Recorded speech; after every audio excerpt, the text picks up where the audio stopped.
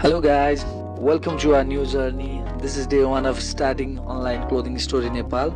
हामी तीन दाजुभाइ एज अ सफ्टवेयर डेभलपर काम गरिरहेको मान्छेहरू एउटा अनलाइन क्लोथिङ स्टोर खोल्ने प्लानका साथ अगाडि बढेका छौँ र यस जर्नीमा तपाईहरुको फुल सपोर्टको अपेक्षा गर्दछौँ।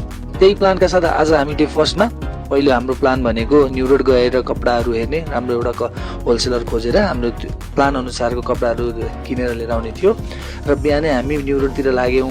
त्यही अनुसारले थुप्रै पसलहरू हिँड्यौँ, थुप्रै डिजाइनहरू देख्यौँ, तर कपडाहरू भनेको जस्तो र राम्रो मूल्यमा हामीले नपाएको कारणले आज हामी निराश नै फर्किनु पर्यो।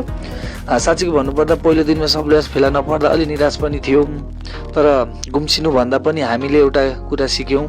व्यवसाय सुरु गर्दा धैर्य, रिसर्च र नेगोसिएसन स्किल्स धेरै इम्पोर्टेन्ट रहेछ।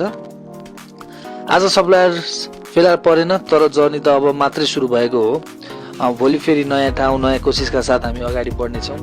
तपाईहरु साथमा रहनु होला। डे 2 मा भेटौँला। Keep supporting, keep loving. Thank you.